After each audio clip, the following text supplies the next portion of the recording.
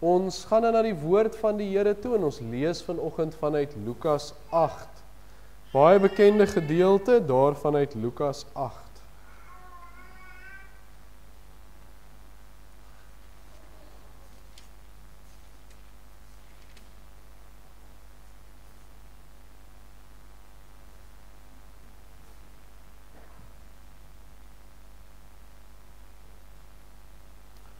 Ons was laas Sondag, toe ons nou nie hier was nie, toe was ons by Tygerberg gemeente, en altyd heerlik om daar ook te wees, en toe het die predikant Dominee Ian ook daar uit Lukas uitgepreek, maar hulle het 'n doopgeleentheid gehad, en toe hulle nou klaar is, toe vra Lara vir my, hoekom word Luka nie ook sommer gedoop nie, kan ons hom nie ook vorentoe gevat het nie, dus ek vir nee, Luka sal nog hier gedoop word in ons gemeente, so dit sal seker ook nog plaasvind, maar dit was vir my oulik geweest, toe sê, hoekom wil hy nie sommer vir Luka ook doop nie?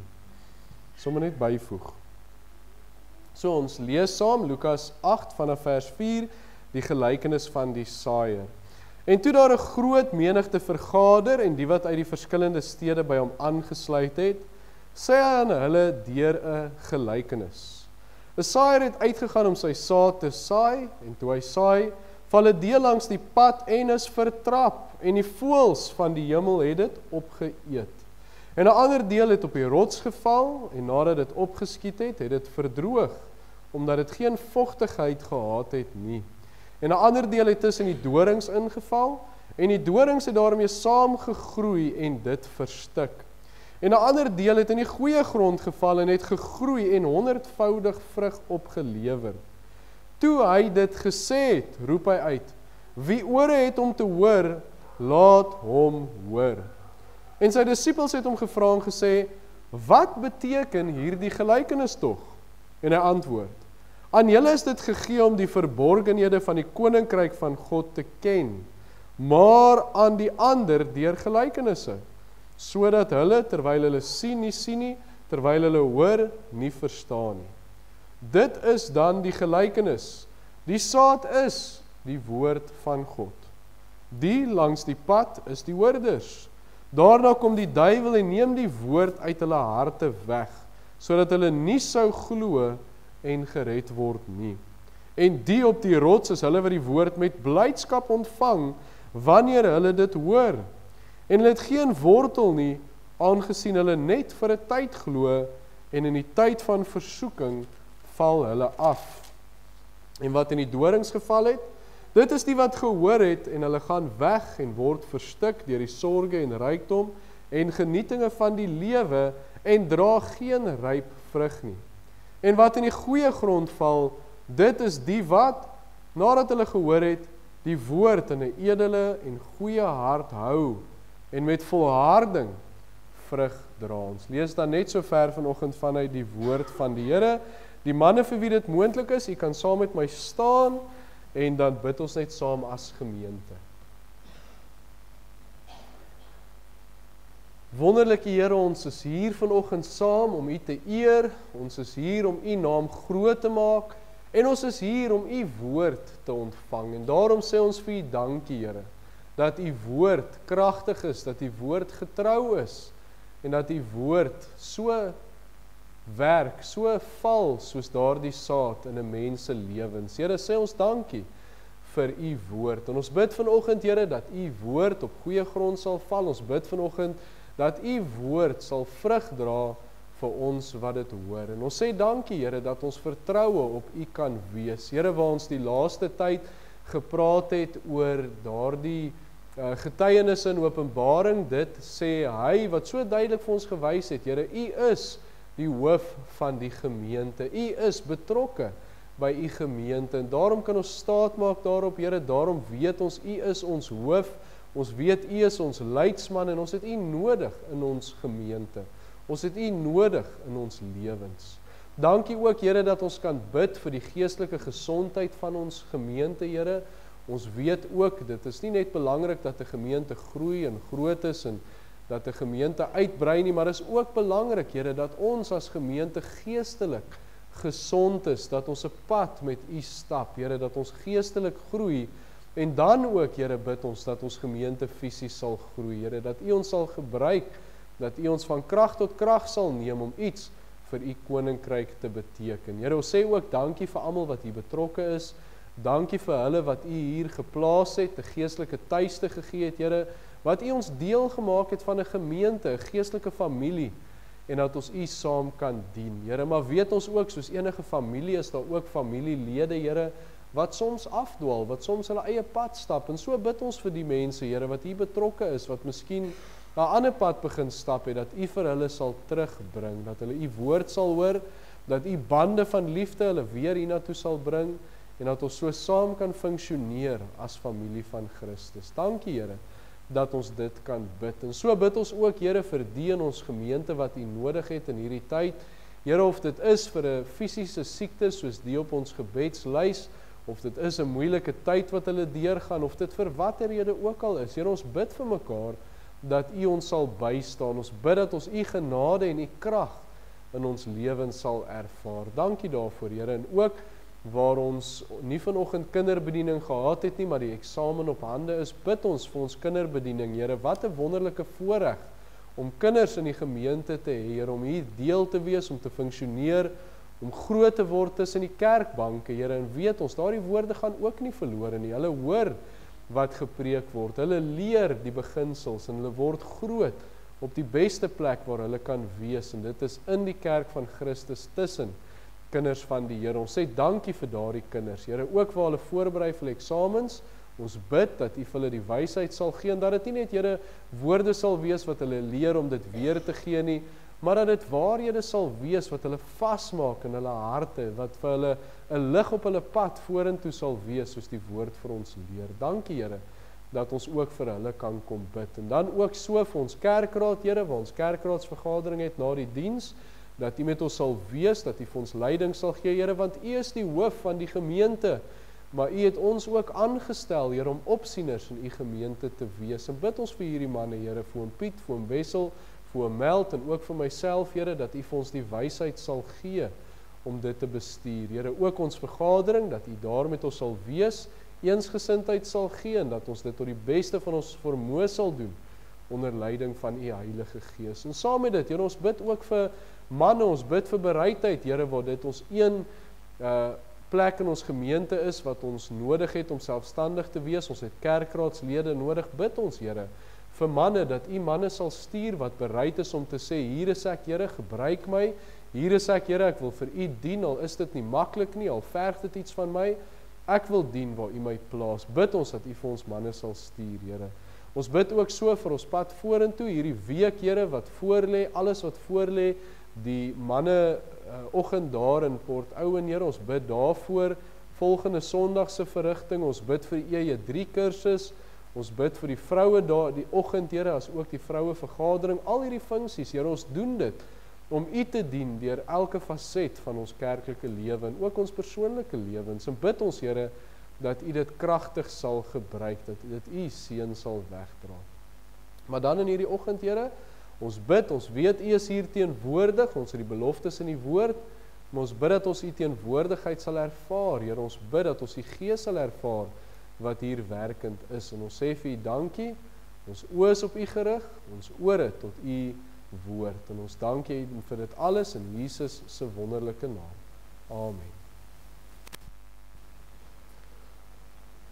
Ons begin dan met ons teks van oordenking, en soos ek gesê het, eintlik so bekende beeld, so bekende gedeelte in die woord, en ons kyk na vers 5, 'n saaier het uitgegaan om sy saad te saai, en toe hy saai. En praat ons vanoggend oor die gedagte, saai die woord. Nou, ons almal ken die gedeelte baie goed. Ons ken die beeld, u sal sien, ek dink meeste van ons Bybels, as jy hom aan die kant kyk, het 'n mooi prentjie van 'n saaier ook nog op. So dis 'n beeld wat ons sommer vinnig kan sien as ons na ons Bybels kyk. En dit gaan mos oor die woord van die Here wat uitgaan en om daarin getrou te wees. En daar's eintlik twee kante aan hierdie gelykenis wat 'n mens na moet kyk. Nou die een kant, en dit is die saaier, die persoon wat die woord laat uitgaan, 'n persoon wat deur die saailand stap en hy laat daardie saad val op die grond, sodat dit uiteindelik kan groei, kan vrug dra sodat dit uitgaan. Nou dis waar ons die woord van die Here saai, en dis baie belangrik.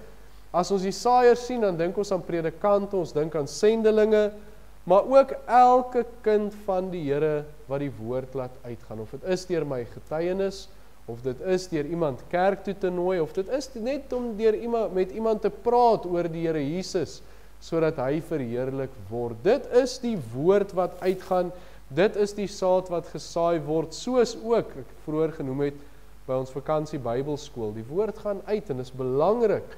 Maar as ons na hierdie gedeelte kyk, word daar eintlik baie min van die saaier gesê. So ons weet, dis belangrik. Ons weet, ons moet getrou daaraan wees. Ons weet, daar's gedeeltes wat sê, soos in Timoteus, verkondig die woord, hou aan tydig en ontydig. Ons weet hierdie dinge, maar die ander kant, die tweede kant van hierdie gelykenis, en dis waar die Here Jesus se fokus was, is waar val daardie saad? Daar waar dit gesaai word, waar gaan dit heen? En die Here Jesus gebruik die gelykenis om dit vir 'n mens te verduidelik. Nou net so vinnig, wat is 'n gelykenis? En dis wat vir my so mooi is van hierdie gedeelte, dis ook die plek waar die Here Jesus verduidelik. Hoekom gebruik hy gelykenisse? Hy gebruik dit sodat die wat se motiewe in sy harte reg was, dat hulle die woord ontvang, dat hulle iets daarmee kan doen. Maar dat die wat se motiewe verkeerd was, die skrifgeleerdes, fariseërs, sadduseërs, al daardie mense, dat hulle dit nie kan gebruik teen hom nie, en dat hulle, soos ons hier gelees het ook, hoor maar nie hoor nie, hulle sien, maar hulle sien nie. So daarom hierdie gelykenisse, en hier spesifiek om vra die disippels vir die Here Jesus, maar wat beteken hierdie gelykenis?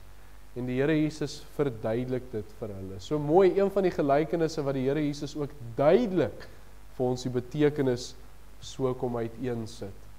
Wanneer ons na die betekenis kyk, wanneer ons na die Here Jesus se verduideliking kyk, dan sien ons, die Here Jesus se fokus was nie noodwendig op die saaier nie, weer eens ons weet dis belangrik, maar sy fokus was op daar waar die saad val. Wat gebeur met die woord? En dis waar ons fokus vanoggend gaan wees. Wat gebeur met die woord? Wanneer die saaier, wie ook al dit is, in party gevalle is dit die Here wat die woord saai, in ander gevalle is dit ons, wat ons getuienis of die evangelie deel of met mense praat, maar wat gebeur met daardie woord? En ek dink dis vir ons baie belangrik, veral vir waar ons nou op hierdie stadium in ons gemeente is.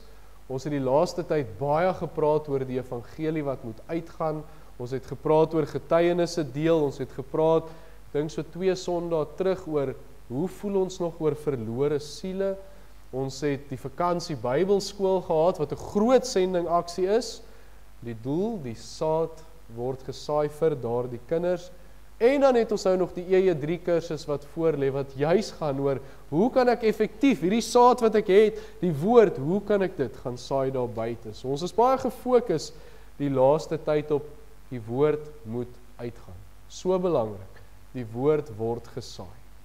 Maar, wat gebeur met die woord?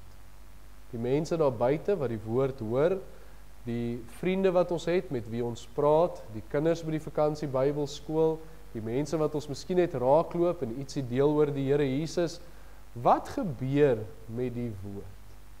Maar dan nie net vir hulle nie, maar ook vir ons.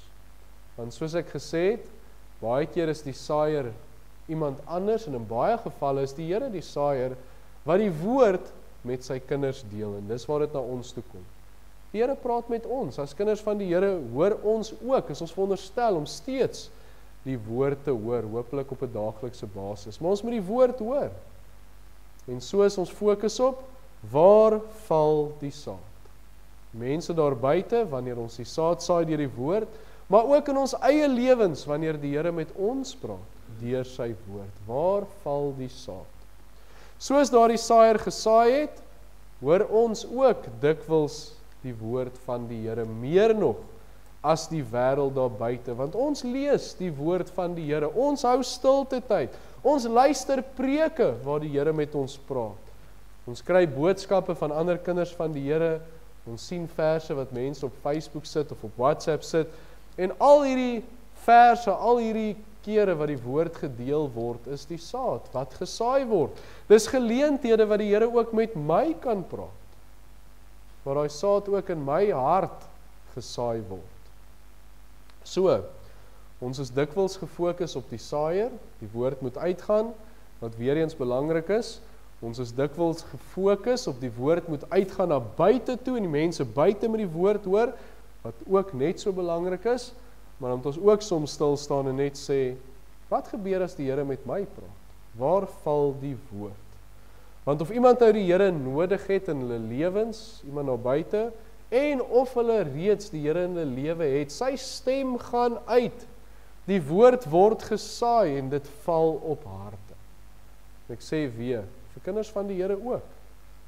En waar mense daar buite nie noodwendig kan keer waar die saad val nie, het ons die verantwoordelikheid, ons het die voorreg, ons moet kyk wat gebeur met die woord. Ons het 'n waarskuwing, ons moet let op wat gebeur wanneer die Here met my praat.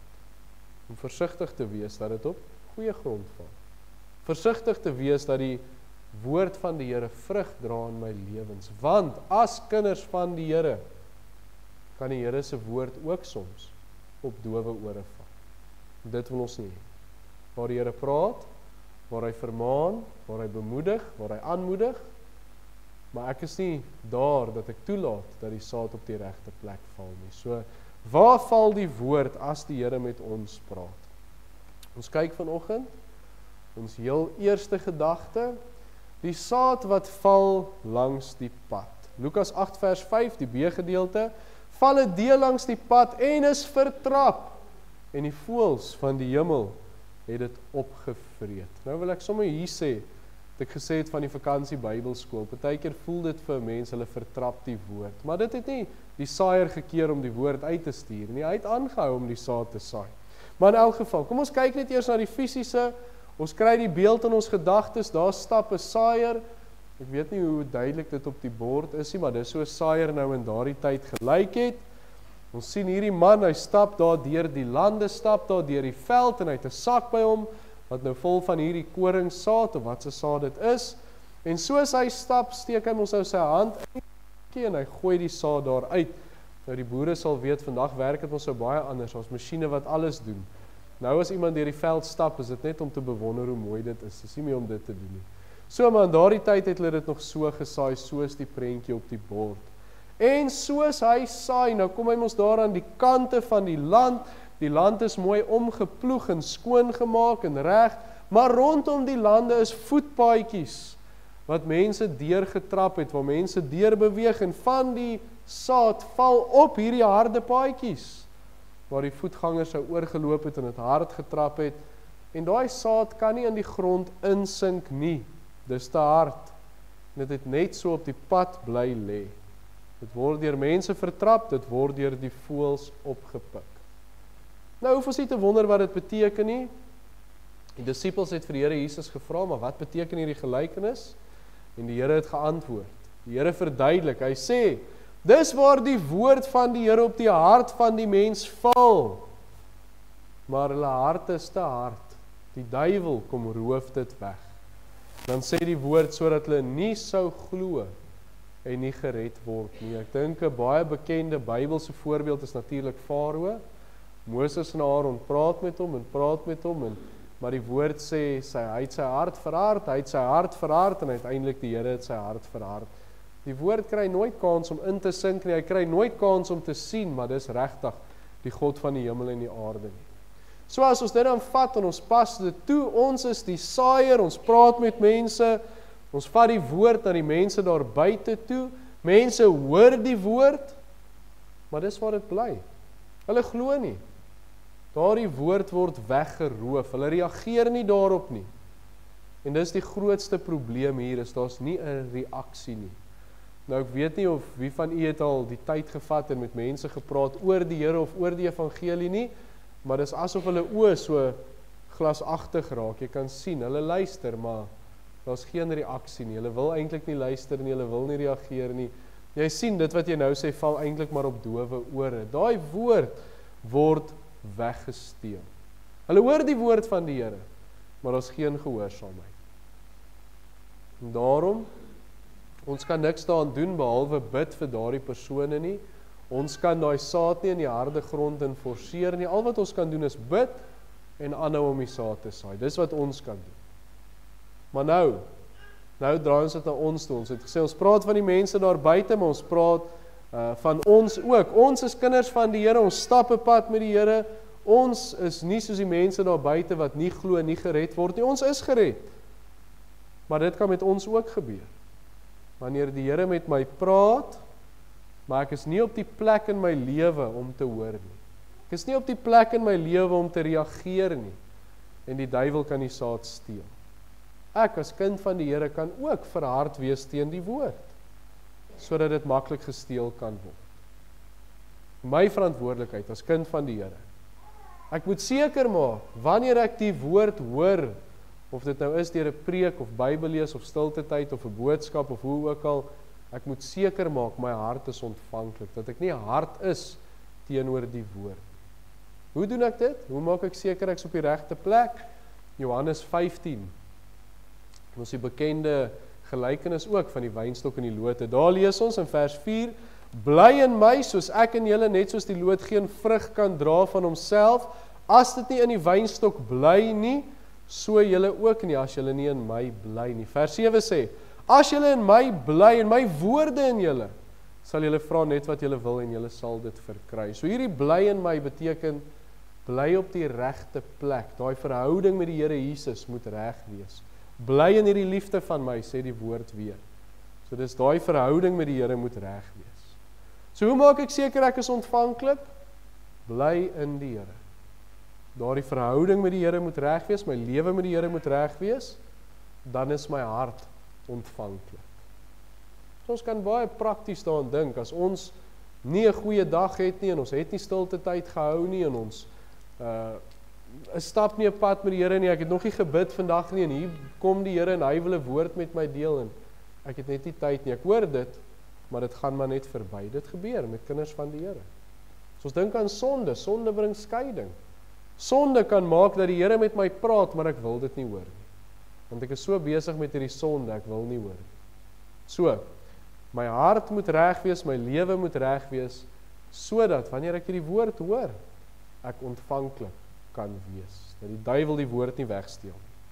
Dan, so dit was nou op die harde pad langs die lande gewees. Die tweede waarna ons kyk is die saad wat val op die rots. Lukas 8 vers 6, en 'n ander deel het op die rots geval, en nadat dit opgeskiet het dit verdroog, omdat dit geen vogtigheid gehad het nie.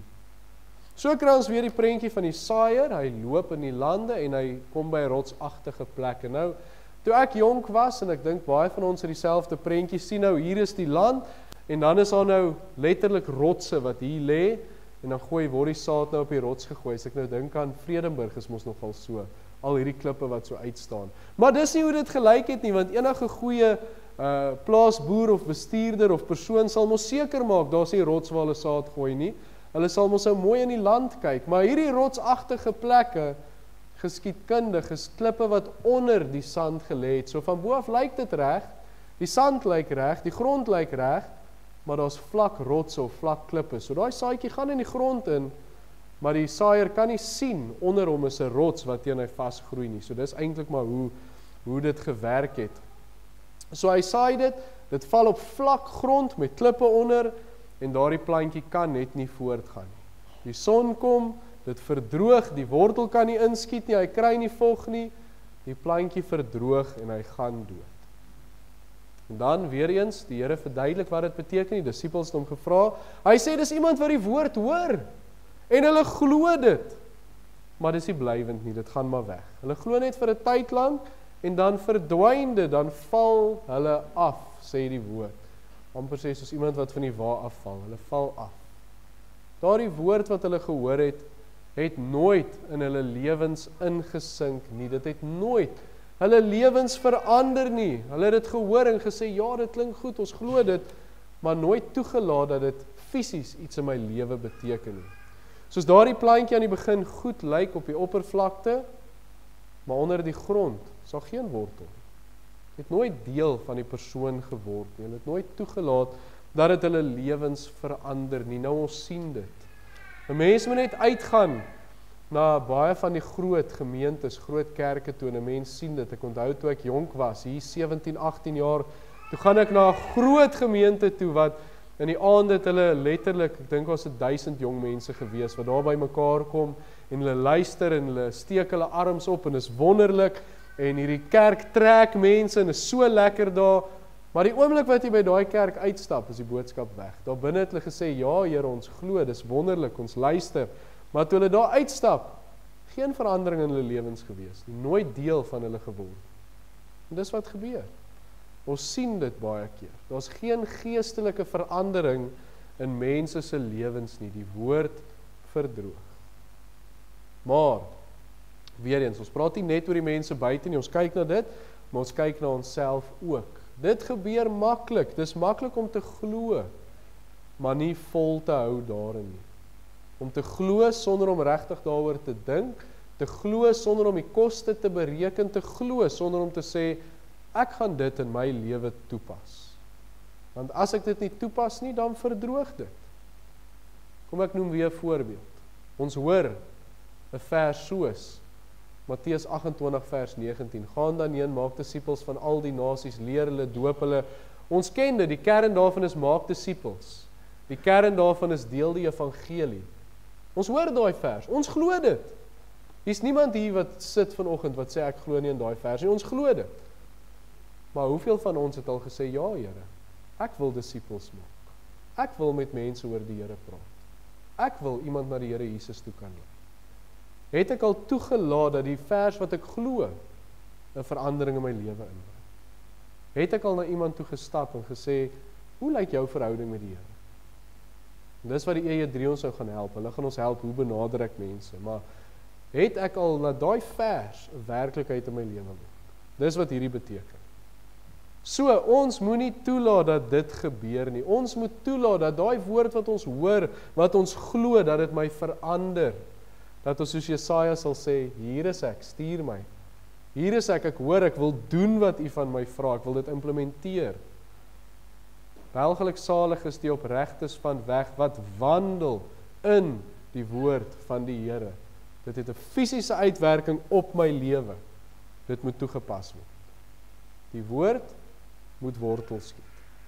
So, ons moet nie toelaat dat hierdie woord op vlak grond val en dit nie kan wortel skiet en dit net verdroog en doodgaan nie. Ons moet toelaat dat dit my lewe verander. Dan, die derde, die saad wat val tussen die dorings. Lukas 8 vers 7, 'n ander deel het tussen die dorings ingeval en die dorings het daarmee saamgegroei en dit verstik. En ons kry weer 'n beeld. Die saaier loop, hy saai die saad, maar 'n mens kan ons nou nie as die plantjies klein is sien, wat is nou koring en wat is nou kaf en wat is nou dorings en wat is hierdie goed nie. So hierdie goedjies groei ons nou saam en dan uiteindelik verstik hierdie dorings die plantjies sodat hy ook doodgaan, want die onkruid of die dorings of hierdie goed is sterker as die plantjie en dit oorweldig hom. Die Here Jesus verduidelik weer, hy sê hierdie persoon hoor die woord van die Here, maar dit word verstik deur allerhande dinge, en ons gaan nou by die allerhande dinge kom. So die saad val in die grond, dit sak in, maar eers as dit opkom, as die verandering kom, dan word dit verstik. So die woord is tog in die persoon se hart, hy glo dit, hy laat in 'n mate toe dat dit sy lewe verander, dit word toegepas, maar nie volhoubaar. Die dinge in die wêreld en die dinge in die lewe maak dat dit nie kan vrug dra. Daarom sê Lukas 8 vers 14, see en dra geen ryp vrug nie. Dit beteken niks in hierdie persoon se lewe nie. Dan word dit verstik. Wat verstik dit? Die Bybel sê, die sorge, die rykdom en die genietinge van die lewe. So die eerste ding, die sorge, die bekommernis, so ek hoor die woord van die Here en dit gaan goed en ek glo en ek laat toe dat die woord my lewe verander, totdat ek daar buite kom en die sorge van die lewe tref my. Ek raak bekommerd, ek raak gestres en daai woord verdwyn want ek kan nou nie meer uithou. Die rykdom in die lewe, Lukas 16 vers 13, geen huisknegt kan twee here dien nie, want hy sal of die een haat en die ander lief hê, of die een aanhang en die ander verag. Julle kan nie God en Mammon dien nie. So, wie hang ek aan? Waar lê my liefde? Waar lê my belange? Is dit by rykdom of is dit by die woord van die Here? En die laaste een, die lewe se plesier. As die lekker dinge in die lewe vir my belangriker is as enigiets anders. Nou met die vakansie Bybelskool, nou het ons die eendag oor sonde gepraat, en nou sit ek vir hulle prentjies op van sonde. Ek sit 'n prentjie op van 'n seentjie wat 'n koekie vat, en ek sit 'n prentjie op van 'n seentjie met so 'n botteltjie met snaakse tekens, daarom nou nie woorde nie, net tekens. Nou wys ek vir hulle sonde, en nou sit ek 'n prentjie op van 'n PlayStation. En dadelik is daar so 'n halfe stilte. Is dit nou sonde? Is dit nou reg? Is dit nou verkeerd? Wat's dit nou? Hoekom is dit nou by sonde? En ek praat met hulle oor afgode. Die genietinge van die lewe. So lekker om PlayStation te speel, maar ek lees nie Bybel nie. So lekker om PlayStation te speel, maar ek bid nie. En so kan ons dit nou toepas op ons lewens, of dit nou visvang of skiet of wat ook al. Ons almal het ons stokperdjies wat ons baie geniet. Maar wanneer raak dit vir my so belangrik dat dit die woord van die Here verstik? Dis waarvoor 'n mens moet pas op. So, dit gebeur daar buite. Mense hoor die woord, maar die lewe, die sorge, die rykdom, die genietinge vat die woord weg. Maar dit kan met ons ook gebeur. As kinders van die Here wat glo, en die Here praat met ons, en ons wil dit toepas in ons lewens, totdat die lewe ons tref. Dan neem dit die woord van die Here weg, dit verstik die woord, die saad wat geval het, wat die vorige punt ons nie kan verander nie, maar nou wil ons hê dit moet ons verander, maar die dinge van die lewe neem dit weg.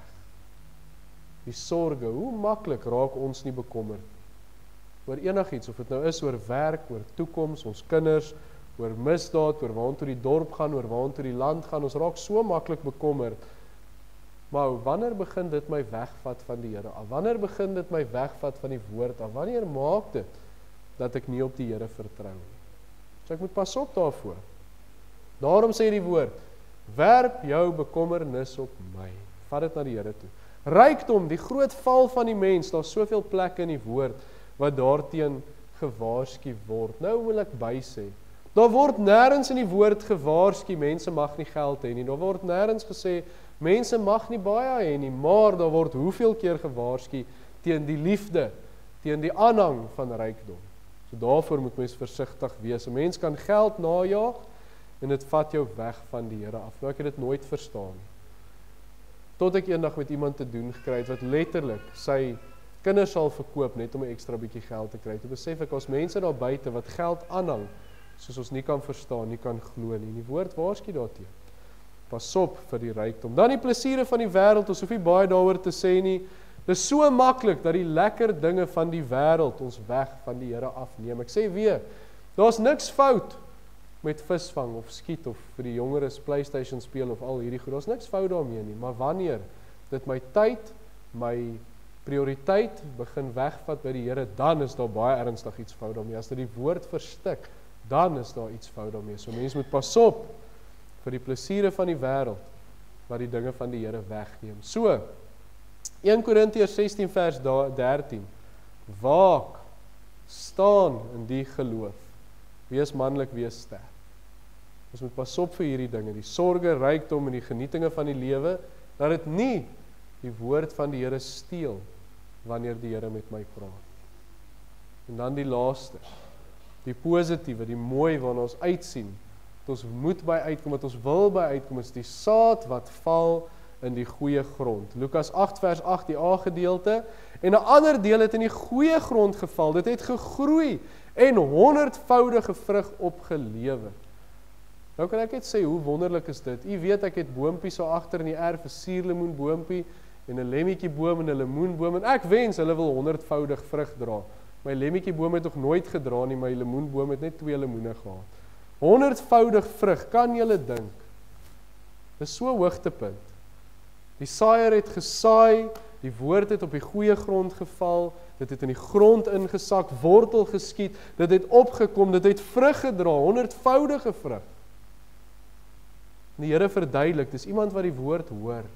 Hulle dit. Dit verander hulle lewens, dit beteken iets in daai persoon se lewe. Want hulle reageer op wat hulle gehoor het en is blywend, hulle volhard.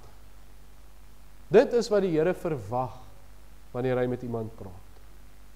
2 Korintiërs 10 vers 5, terwyl ons planne verbreek en elke skans wat opgewerp word teen die kennis van God, elke gedagte gevange neem tot die gehoorsaamheid aan Christus.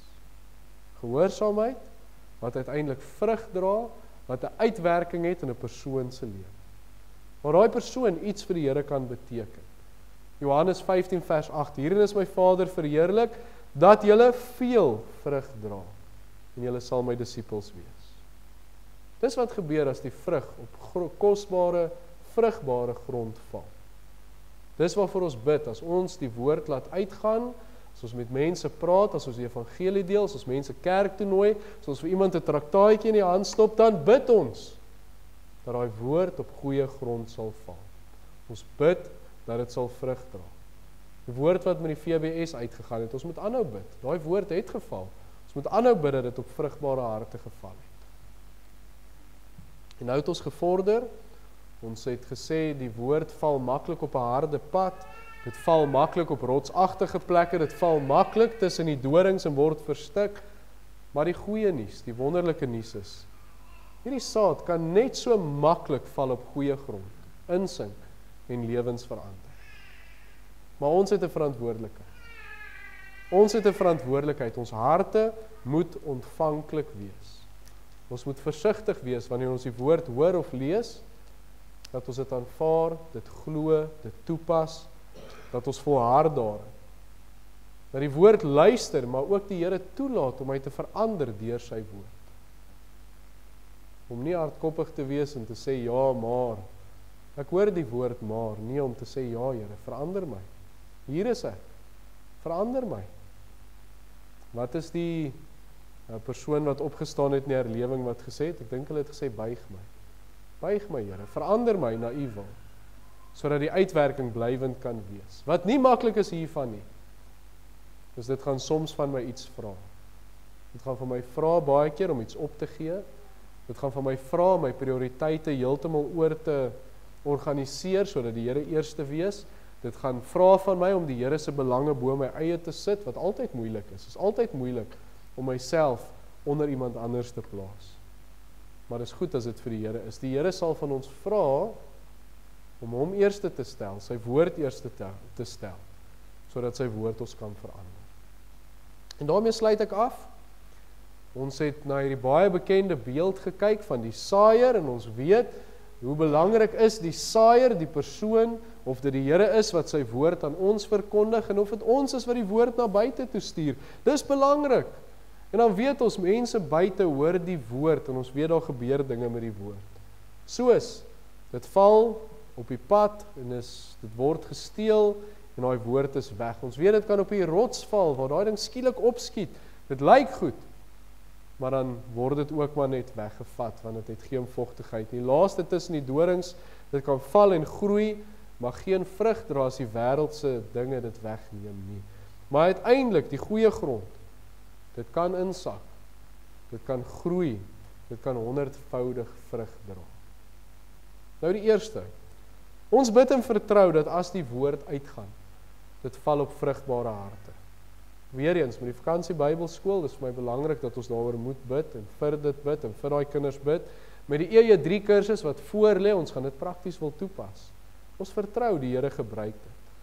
Maar dan ons, die vraag is, wanneer die Here met my praat, wanneer daai sade val hier in my hart, wat gebeur met dit? Sien ek nog die vrug in my lewe? Neem ek nog daai verantwoordelikheid op om te waak daaroor? Seker maak die saad val op goeie grond. Ons weet wat die gevare is. Ons moet versigtig wees dat die woord nie verdwyn uit ons lewens uit. So waak as jy die woord hoor, watter wyse ook al dit is, sodat die Here ons kan verander. Dat ons meer kan maak soos wat hy is, dat ons meer kan gebruik vir sy koninkryk, dat ons die Here sal behaag deur ons lewens. So, dit is die saaier. Amen, kom ons buig die hoofde en dan bid ons saam. Wonderlike Here, ons sê vir U dankie, dat ons weer vanoggend na hierdie bekende gelykenis in die woord kon kyk, en ons weet, Here, die woord word gesaai, ons weet dit, ons weet U laat die woord uitgaan, die woord keer nooit ledig tot U terug nie, En ons weet dat U ook van ons vra om die woord uit te dra, die woord te verkondig, Here, maar ons bid ook, dat daar waar die woord val op harte, dat dit sal vrug dra. Here, ons bid vir die kinders van die vakansie Bybelskool, Here, daai laaste dag, 130 kinders wat die evangelie gehoor het. En ons weet nie wie dit gevat nie, ons weet nie wie dit gelos nie, ons weet nie wie het gehoor en wie het nie gehoor nie, Here, maar ons bid, dat daai kinders die evangelie sou hoor, dat dit op vrugbare harte sou val. En dat daai kinders gered sal word, Here, dat dit sal vrug dra. Dat daai kinders sal huis toe gaan met daai boodskap, daai 5 klere en daai boodskap gaan deel met iemand anders. Here, ons bid dat U dit kragtig sal gebruik. Ook ons eie 3 kursus wat voorlê, Here, die toerusting wat ons gaan kry om die evangelie te verkondig, dat U dit ook kragtig sal gebruik, Here, maar laaste van alles in ons eie lewens. Here, U is so getrou dat U met ons praat op 'n daaglikse basis, dat U woord met ons deel, dat U ons lewens wil verander. En ons bid, Here, dat ons ontvanklik sal wees, dat ons as die kinders die woord sal hoor, dat ons dit sal toepas, dat ons sal volhard en dat die vrug in ons lewens sigbaar sal wees. Ons sê vir U dankie dat ons dit kan bid, dankie dat ons op U kan vertrou, ook vir die res van hierdie dag, Here, ons oë is op U, vir die res van hierdie week, vir dit wat voor lê. Ons bid dit in Jesus se wonderlike naam. Amen. Jesus Christus